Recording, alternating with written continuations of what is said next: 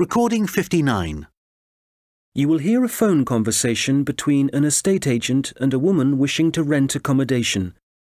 First, you have some time to look at questions 1 to 10.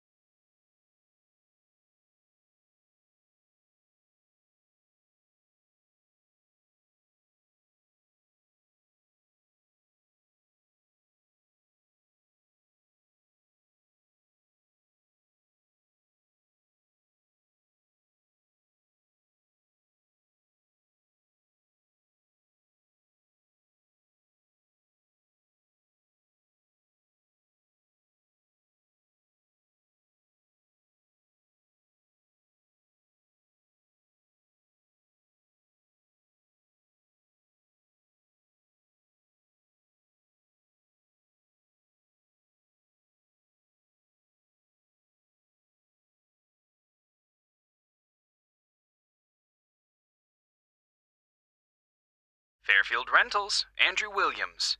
How can I help you? Oh, hello. I'm calling from the UK. My family are moving to Canada early next year, and we're hoping to find somewhere to rent in Fairfield for the first 6 months while we settle in. Right, I see. Well, let's get your details. Yes, my name's Jane Ryder. Okay, Jane. And can I have a phone number? The best number to get you on. Well, that'd probably be our home number. So, 0044 for the UK, and then it's 208 613 2978. All right. And an email address, please, so we can send you out all the information and forms. I think it's best if I give you my husband's email. He's sitting in front of a computer all day, so he can print stuff off and get it back to you sooner than I could. It's richard@visiontech.co.uk. I'll just spell the company name for you. That's VISIONTECH.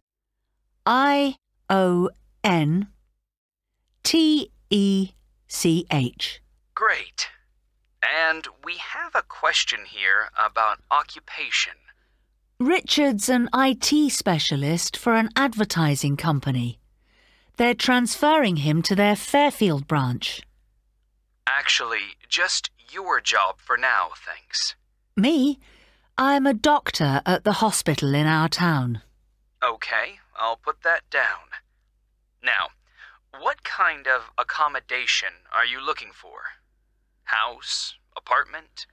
An apartment, probably, as long as it has 2 bedrooms. There'll be me, my husband, and our 10-year-old son. And so with an apartment, you're less likely to get a garden. That's okay.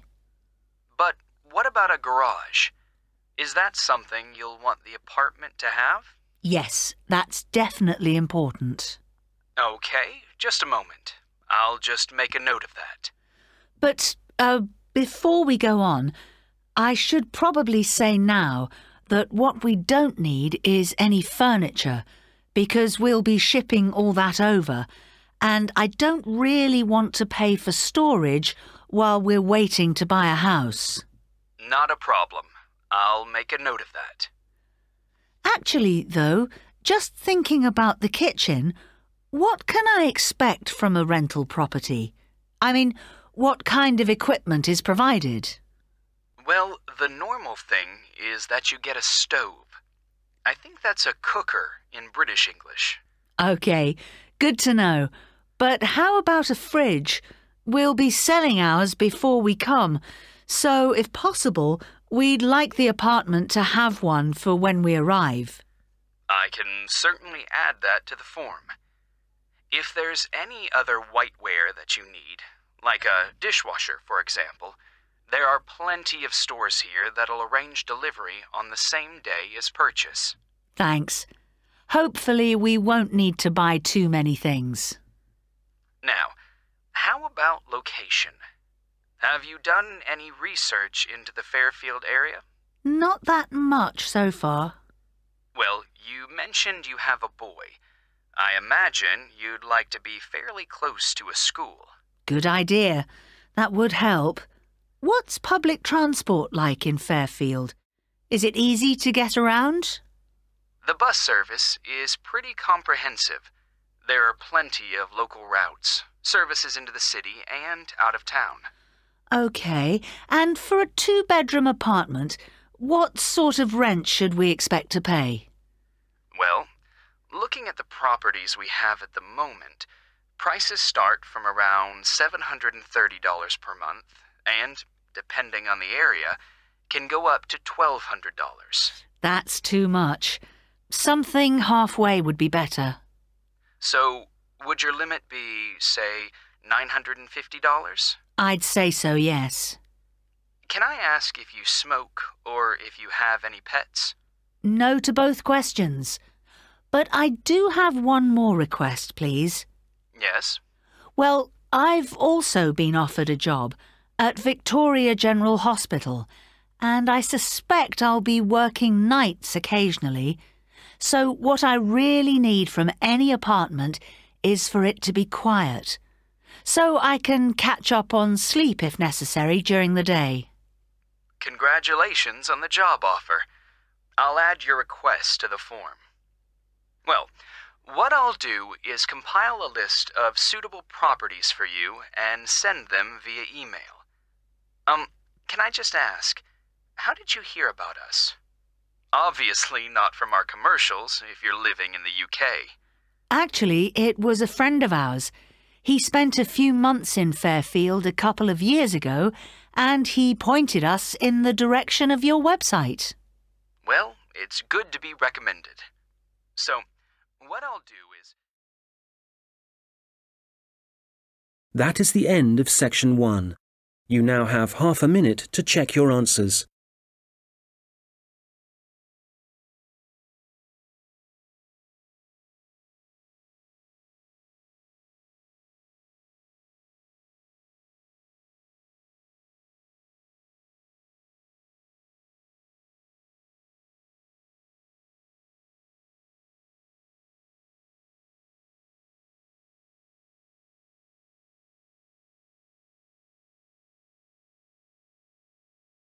Now turn to section 2. Test 2. You will hear a number of different recordings, and you will have to answer questions on what you hear. There will be time for you to read the instructions and questions, and you will have a chance to check your work. All the recordings will be played once only. The test is in 4 sections. At the end of the test, you will be given 10 minutes to transfer your answers to an answer sheet. Now turn to Section 1. Section 1.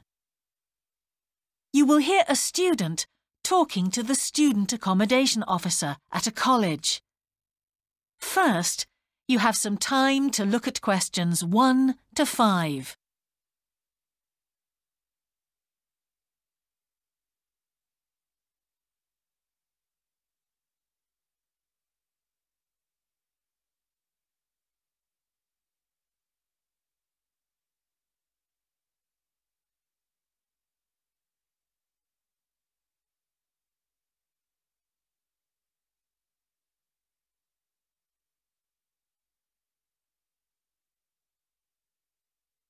You will see that there is an example that has been done for you.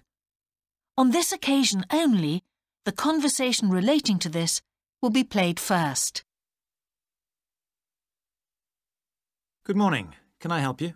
Yes, I've just been accepted on a course at the university, and I'd like to try and arrange accommodation in a hall of residence. Yes, certainly. Please sit down. What I'll do is fill in a form with you to find out a little more about your preferences and so forth. Thank you. The student wishes to arrange accommodation in a hall of residence, so hall has been written in the space. Now we shall begin. You should answer the questions as you listen, because you will not hear the recording a second time. Listen carefully and answer questions 1 to 5. Good morning. Can I help you? Yes, I've just been accepted on a course at the university, and I'd like to try and arrange accommodation in the hall of residence. Yes, certainly. Please sit down. What I'll do is fill in a form with you to find out a little more about your preferences and so forth. Thank you. So, first of all, can I take your name? It's Anu Bhatt. Could you spell your name, please? Yes, ANUBHATT.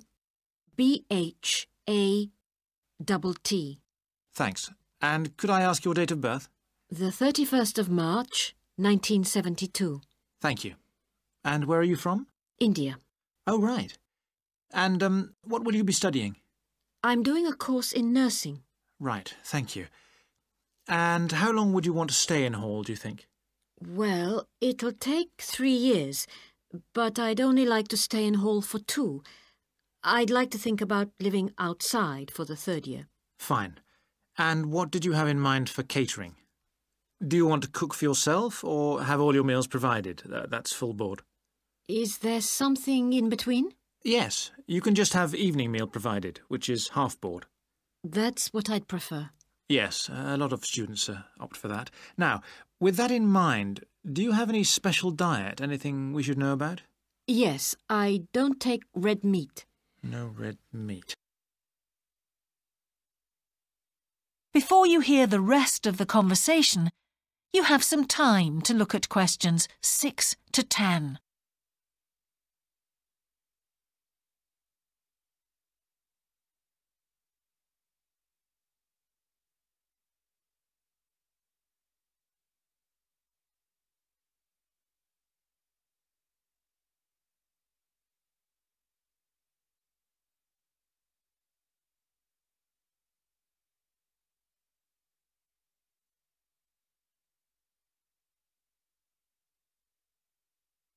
Now listen and answer questions 6 to 10. Now, thinking about the room itself, we have a number of options. You can have a single study bedroom or you can have a shared one. These are both what we call simple rooms. The other alternative is to opt for a single bedsit, which actually has more space and better facilities. There's about £20 a week difference between them. Well, actually, my grant is quite generous, and I think the bedsit sounds the best option. Lovely. I'll put you down for that, and we'll see what availability is like. Now, can I ask some other personal details which we like to have on record? Yes, of course. I wonder if you could let us know what your interests are. This might help us get a closer match for placing you in a particular hall. Well, I love the theatre. Right. And I enjoy sports, particularly badminton. Ah, that's worth knowing. Now, what we finish with on the form is really a list from you of what your priorities are in choosing a hall, and we'll do our best to take these into account.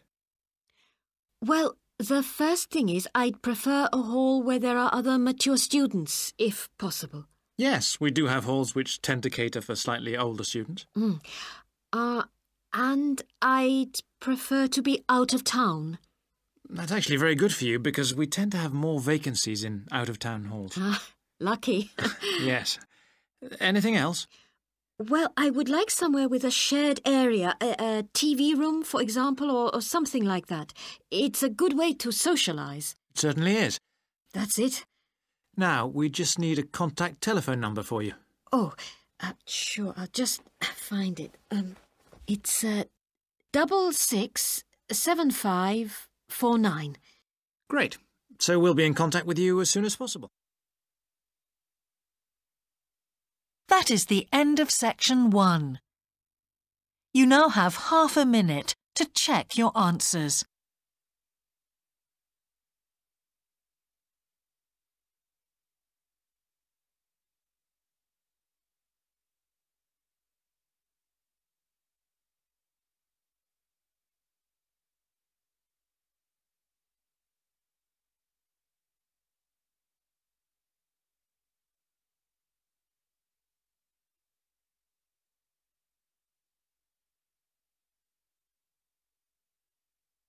Now turn to section 2.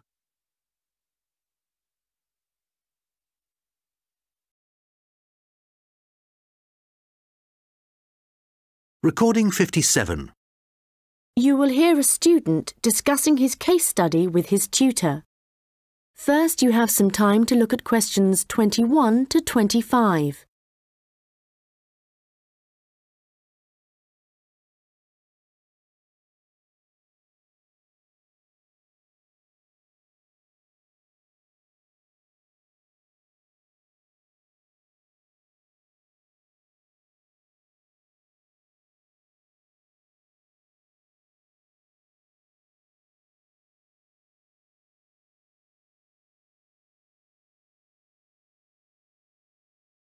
Well, James, I've had a look over your case study, and for a first draft, it looks promising. I have to be honest. When you told us we had to write about a furniture company, it didn't sound like the kind of thing that would interest me. But since then, I've changed my mind. Why's that? Well, as you know, Furniture Rossi is an Australian company, still comparatively small compared to some of the high street stores, but it's got plans to expand into foreign markets, so I chose it for that reason. It's going through a transition.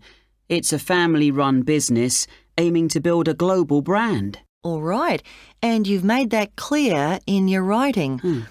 One thing, though, that I think you've overlooked is why Luca Rossi started a furniture company here in Australia in the first place. Well, he'd just got an arts degree, hadn't he? And people were trying to talk him into an academic profession, but he wanted a practical job, something he thought would be more satisfying in the long run. His grandfather had been a craftsman, he'd made furniture in Italy, and he'd passed this skill on to Luca's father. And, well, Luca thought he'd like to continue the tradition. Yes, that was the motivation behind his decision. And what was it, do you think, that gave Furniture Rossi a competitive edge over other furniture companies? I wouldn't think it was price. It's always been at the higher end of the market. But according to my research, it was to do with the attitude of the employees. They were really focused on giving good customer service.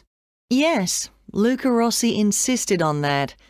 Their promotional campaigns also emphasised the fact that the wood only came from Australian forests. But that was the case with their rivals too, so it wouldn't have made them stand out. OK, we'll have a careful look at the content of your case study in a minute, but I just want to make a general comment first before you start writing your second draft. OK. Yes, what I'd like to see more of is your opinion. A bit more critical thinking rather than the bare facts. But it's good to see you've been careful with your referencing this time. Thanks. And I read and reread my work, so I'm pretty sure there aren't any errors with the language. Yes, it's fine. Oh, but there's one other thing I could probably mention at this point. Yes? Well, at the end of term, you'll also be giving a presentation, also on Furniture Rossi. Yes. I haven't given it much thought yet. Understandably, but while you're writing the case study, I'd recommend you think about what kind of information would be suitable to use in your presentation. Remember, the last time you gave a presentation on a company, you spent a considerable part of the time providing the audience with financial data. But they probably needed to hear more about company strategy. Yes. I did concentrate rather too much on the figures. I'll make sure there's a balance this time. Good.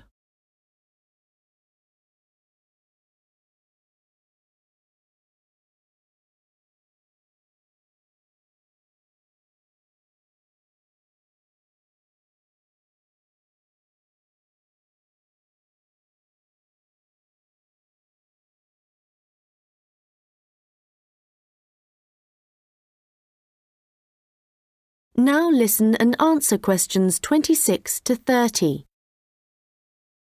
OK, so let's just think about the content of your case study, the history of Furniture Rossi. I see here in paragraph 4, you're talking about how Luca Rossi raised the capital for his new business venture. And then you're talking about the customer base growing much wider. But what was it that prompted this growth? Well, that was to do with the quality of the furniture products that the company was selling. People loved that it was all handmade and would last. And because demand from customers kept growing? Well, then Rossi needed to take on more craftsmen so they could make sure the orders were ready on time. And then he also had to set up 2 new warehouses to make distribution quicker. Yes, and from there, the company really grew. But think what happened next. They started looking at ways to increase their profits and called in a consultant. And what he saw immediately was that the infrastructure was completely outdated. They were paying 3 full-time admin staff just for data entry. So he recommended they upgrade their software programs, and that, in turn, cut operational costs and just speeded everything up. I'm surprised they didn't get onto that earlier. But I suppose Luca Rossi was more interested in the design aspect rather than the finance side of things. Yes, I imagine that's why he eventually turned the day-to-day running of the company over to his son. And in fact, it was the son, Marco, who persuaded his father to move on from traditional television advertising and go online instead. I guess that's the best way to reach people. It can be, but initially customers actually complained. Why? Well, some users found it hard to navigate their way around the website, so they were getting frustrated and giving up. So then the company called in a professional to improve it. Oh, I see. He must have done a good job. They've had a continuous 3-year rise in revenue, so things must be going well. Indeed. And what of the future? Well, I probably need to talk about this a bit more in the concluding paragraphs, don't I? Consumers are already aware of the quality of the furniture, that's for sure. But I think the company is aiming to publicise their values. The fact that they have respect for beauty, durability and functionality and the environment. A lot of companies are already... That is the end of section 3. You now have half a minute to check your answers.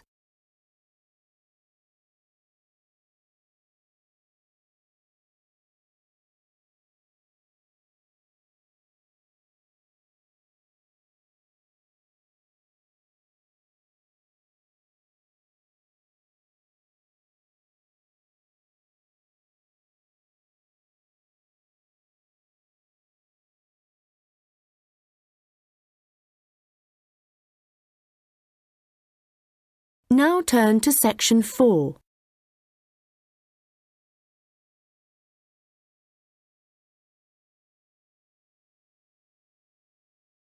Test 4. You will hear a number of different recordings and you'll have to answer questions on what you hear. There will be time for you to read the instructions and questions and you'll have a chance to check your work. All the recordings will be played once only. The test is in 4 sections.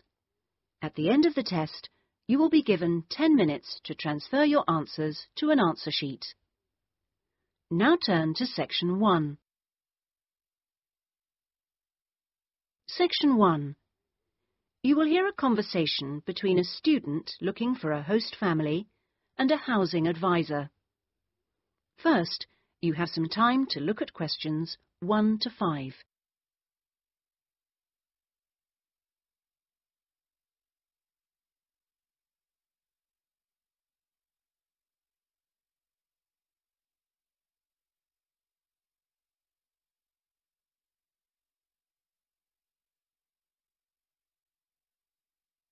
You will see that there is an example which has been done for you. On this occasion only, the conversation relating to this will be played first. Good morning. How can I help you? Good morning. I understand you help fix up students with host families. That's right. Are you interested in... Yes. Well, please sit down and I'll just take a few details. Thank you. Right. Now, what name is it? Jenny Chan. Can you spell that, please? Yes. Jenny-Chan.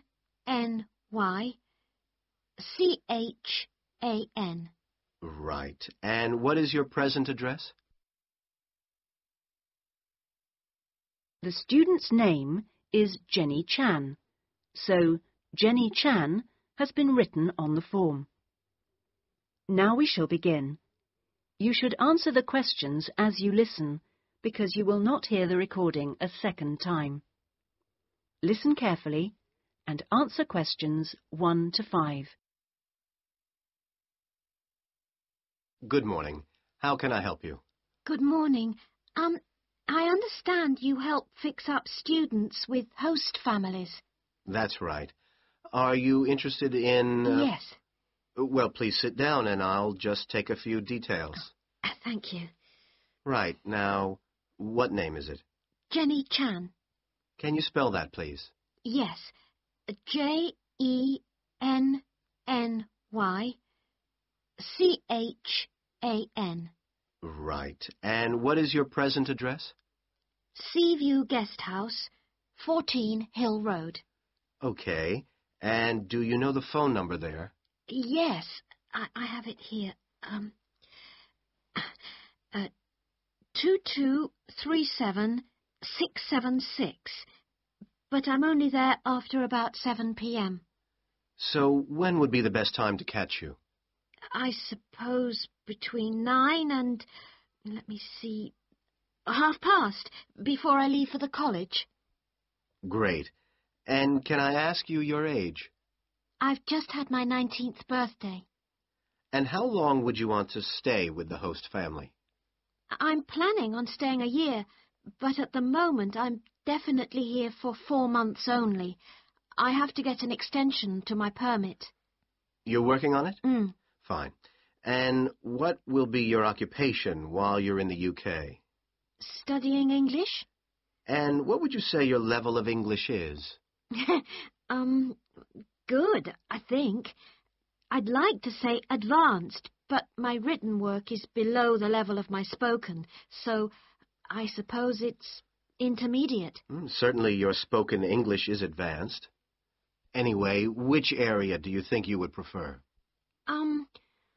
Well, I'm studying right in the centre, but I'd really like to live in the northwest. That shouldn't be a great problem. We usually have lots of families up there. Before you hear the rest of the conversation, you have some time to look at questions 6 to 10.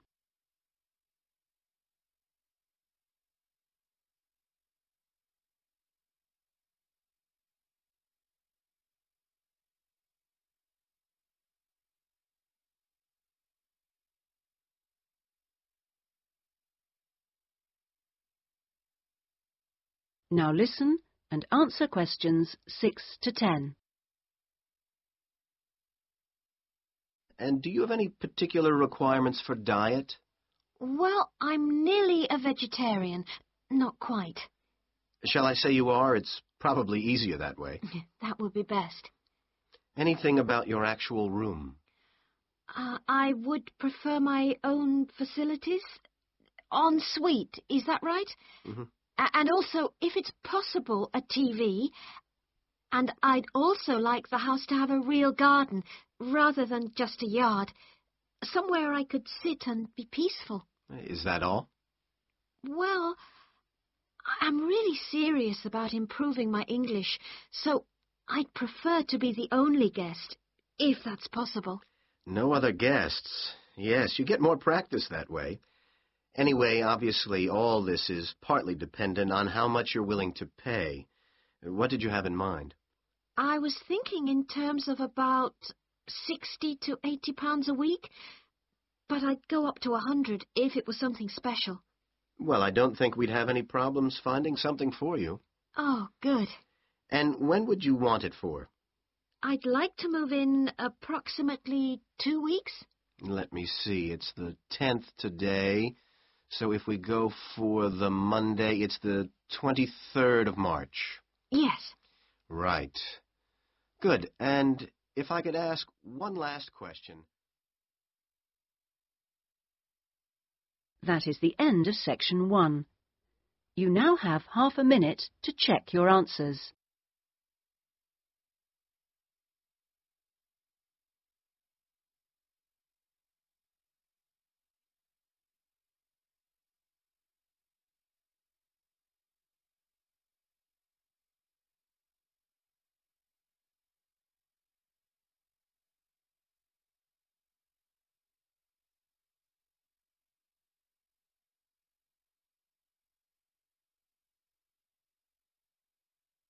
Now turn to section 2.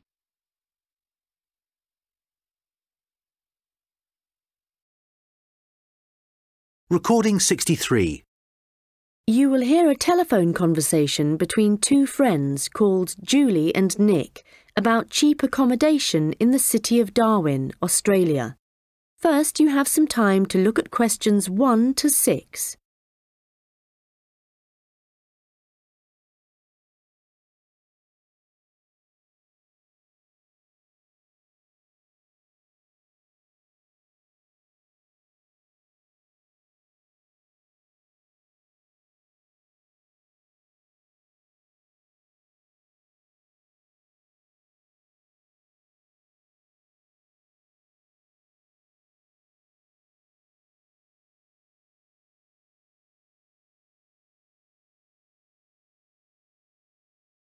Hi, Nick, it's Julie.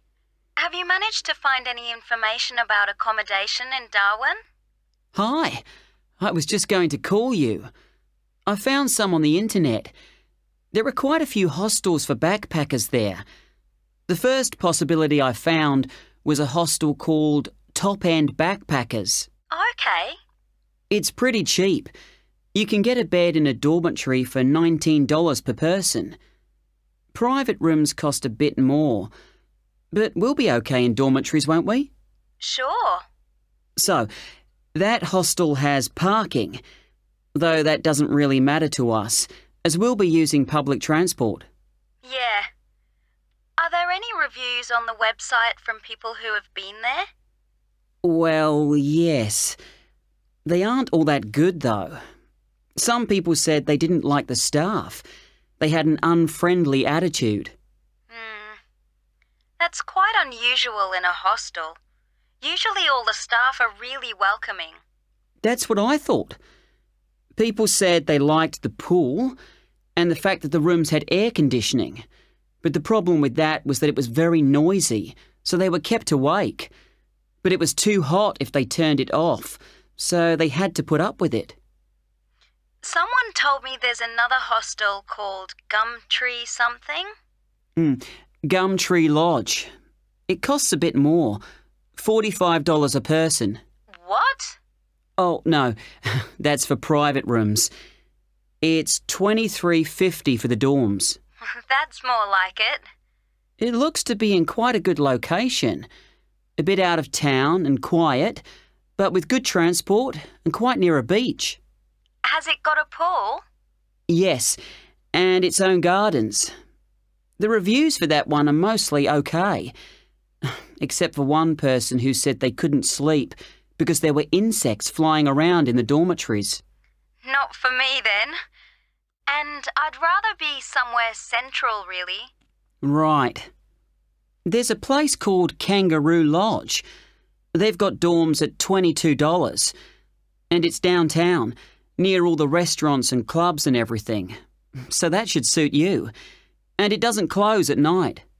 So there's always someone on reception? That sounds good. The only criticism I saw was that the rooms were a bit messy and untidy because people just left their clothes and stuff all over the beds and the floor. Don't hostels usually have lockers in the bedrooms where you can leave your stuff? Yeah, they do usually, but apparently they don't here. Still, hostels are never particularly tidy places, so that doesn't bother me. And the same person said that the standard of cleanliness was pretty good, and especially the bathrooms. They were excellent as far as that went. Right. Yeah, I reckon Kangaroo Lodge sounds the best. Me too. Quite a lot of people reviewing it said it was really fun there. Like every night everyone staying there got together and ended up having a party. So it sounds like it's got a really good atmosphere. OK, let's go for that one. Before you hear the rest of the conversation, you will have some time to look at the questions 7 to 10.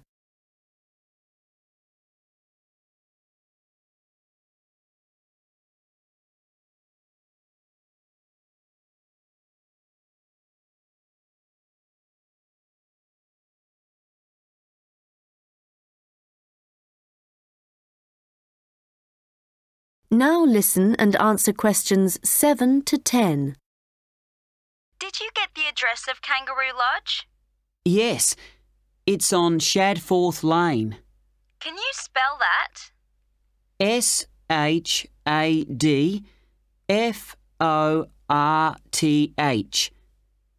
It's near the transit centre, where the intercity buses and the airport buses drop you off.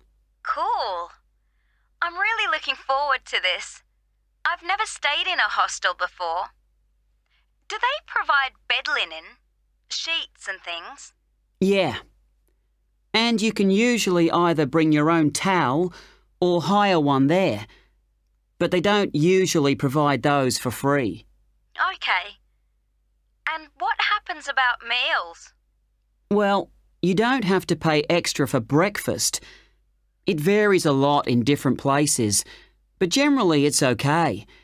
And there's usually a cafe where you can buy a snack or a hot meal for lunch. But actually, if you're really travelling on the cheap, usually for every 5 or 6 rooms, there's a kitchen where you can knock up a snack. And that saves a lot of money. Great. Right, well, shall I go ahead and book that? That is the end of section 1. You now have half a minute to check your answers.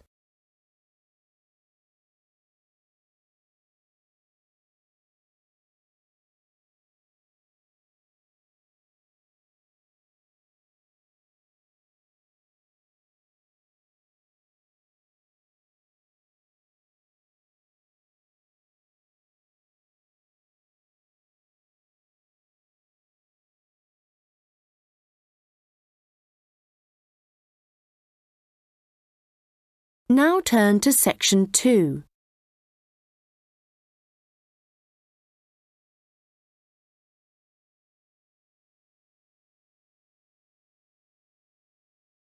Section 4.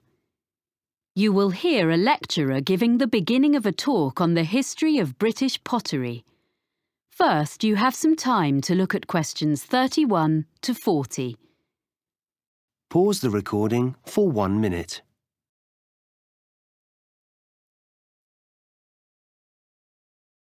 Now listen carefully and answer questions 31 to 40. Thank you for coming to this series of talks. Before I talk in detail about the experiments and innovations of the British ceramicists, I'd like to give you a summary of the social and manufacturing background in which they lived and worked. So, we're talking about England, or more specifically, the region known as the Midlands. And we need to go back mainly to the 18th century and briefly even earlier to put it in a global context. Now, at that period, the majority of the population, whatever their station in life, as you might say, were dependent for their living, in one way or another, not on the geographical location of where they lived, but on the physical characteristics of the actual land they lived on. This is true whether we're talking about the aristocracy, the owners of great estates who incidentally had no snobbery about the concept of making money from all the reserves of coal or timber or stone on their rolling acres, or the farmers making a fat living from the rich soils.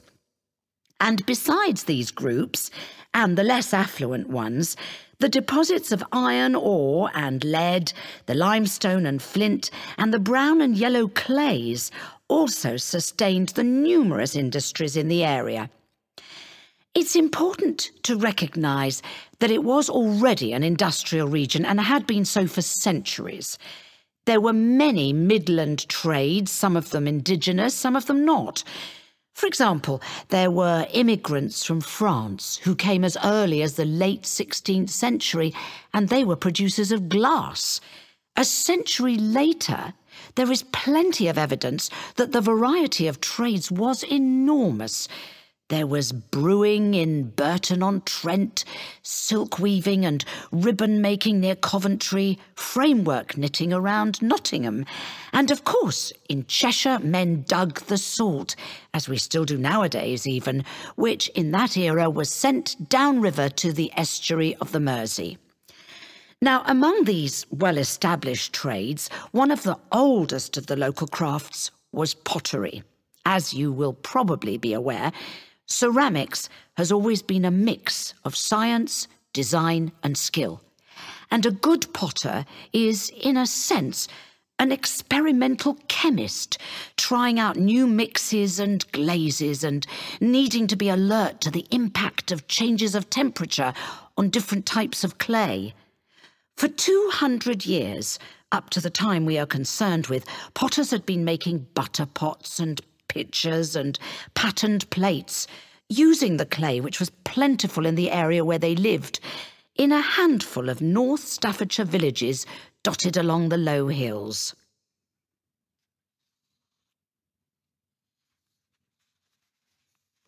Now I want to explain a little about the industrial processes which had preceded the great breakthrough in Germany in 1708. That's when the formula for porcelain was discovered, a secret that had been held in China for 1,000 years. In the Midlands, in England as elsewhere, there had basically been two kinds of pottery. The first is still known as earthenware. Now, this was a bit rough and ready, but it was deservedly popular for several reasons. To start with, it was relatively cheap, so it could be used by most households. This was because it could be made from local clay without any complicated processing or added materials. From the potter's point of view, there was another reason for its cheapness. This was that it could be fired in simple ovens or kilns and at relatively low temperatures, so he didn't have to spend so much money on fuel to achieve the necessary heat. On the other hand, after one firing in the kiln, the problem with earthenware was that it remained porous, so had limited usefulness. So for most purposes, it had to go back in the kiln for a second firing before it became waterproof. And another thing was that it was extremely breakable. I mean, before it had even been sold. I suppose the potter wouldn't have minded so much if people just had to keep coming back for more every time they broke a jug or whatever. But it was very inconvenient because it meant there was a lot of wastage in the course of the manufacturing process. Anyway, for all these reasons, if people could afford it, and that would be all but the very poor, they would buy stoneware, a much tougher product. Now, for this, the potter used a slightly more expensive raw material, which was made by combining clay and flint, and this mixture was fired at a far higher heat, with the result that the ingredients vitrified. That is to say, in effect, the whole thing became glassy. And because of this, it was non-porous, and naturally this was regarded as a great advance. Well, that's the situation in the 18th century. Are there any questions at this stage? OK, so now we can go on to look at the age of innovation. That is the end of section 4. You now have half a minute to check your answers. Pause the recording for 30 seconds.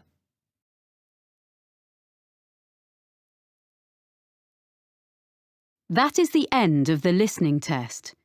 In the IELTS test, you would now have 10 minutes to transfer your answers to the listening answer sheet.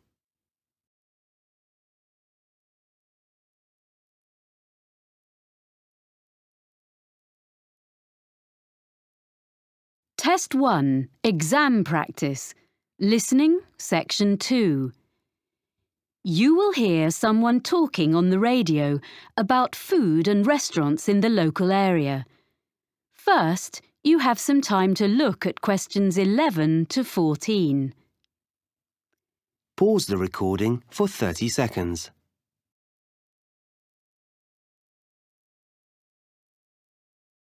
Now listen and answer questions 11 to 14. And now we have our Know Your Town section, where we look at what's on offer in our area. Today, John Munro is going to tell us about local food and eating out. John. Well, most of us buy our food in supermarkets these days, but we're very lucky having a wonderful market here. It was originally on the piece of land in front of the cathedral, but at the beginning of the 20th century, it was moved to a site by the river. When the new shopping centre was built in the 1960s, it found a home beneath the multi-storey car park, where it still is, but there are plans to move it back to its previous home by the river. The market is now open 6 days a week. On Tuesday to Saturday, you can buy fresh fruit and vegetables, meat and cheese from the area, as well as a whole range of imported produce.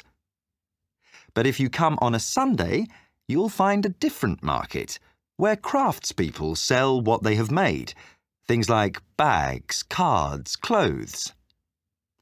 During the week, there are a few stalls selling more everyday utensils like saucepans and cleaning products alongside the fruit and vegetables, as well as one new stall selling antique furniture, which is proving to be very popular.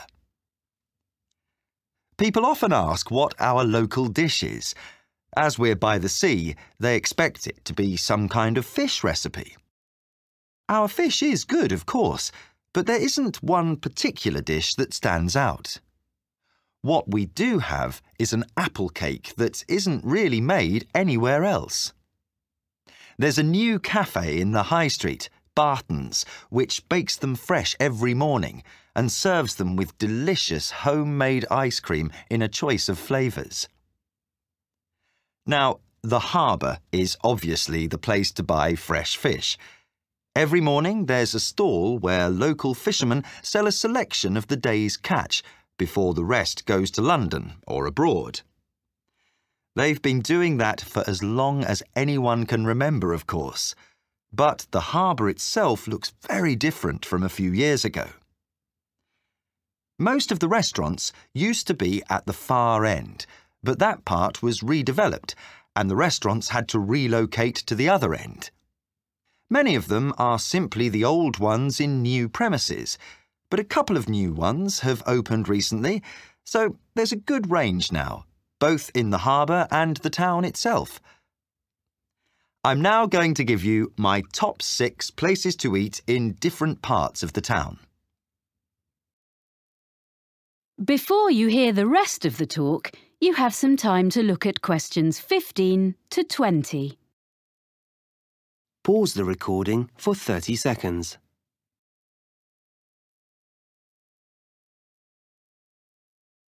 Now listen and answer questions 15 to 20. So, number 1 for me is Merryvales, which is in one of the busiest parts of the town leading down to the harbour. It's in a side street, so it doesn't look out over the water, but it's very close, so you can take a walk after your meal and find one of the cafes with live music. At Merryvales, you can enjoy delicious fresh fish and seafood. The friendly staff offer very attentive service and a really enjoyable evening. The Lobster Pot is on the main road going down to the harbour, so it also misses out on the sea view. but the food makes up for that. It serves a huge range of fish and seafood, as well as vegetarian and meat dishes, so there's something for everyone. Prices are from mid-range to fairly expensive, so it's really only for a special occasion. Elliot's is in the city centre and is a very upmarket restaurant in the evening, but during the day it serves lunch and coffee. It's on the 20th floor above some offices, and it's a great place to sit for a while, as you can see most of the city spread out from there. It does get very busy though, and you may have to wait to be served. Not far from the city centre is the Cabin, which is on the canal bank. You can't park your car there. It's a 15-minute walk from the nearest car park, but it's very peaceful. A good place to relax away from the traffic. It's not cheap, but it's an ideal place for a long lunch. The Olive Tree is a family-run restaurant in the city centre offering beautifully prepared Greek dishes. It's well known locally and very popular. Service can be slow when it's busy, as all the food is freshly made. There's plenty of room, and on Friday and Saturday nights, the wooden floors resound with live music and dancing, which is certainly worth going for. The last place I want to recommend has only just opened in a converted school building. The old school restaurant has been very cleverly renovated. The use of mirrors, plants and the colours on the walls makes you feel as though you're in a large garden instead of the city centre. There are only a few dishes on the menu, but they change every day. So, Tanya, That is the end of section 2. You now have half a minute to check your answers. Pause the recording for 30 seconds.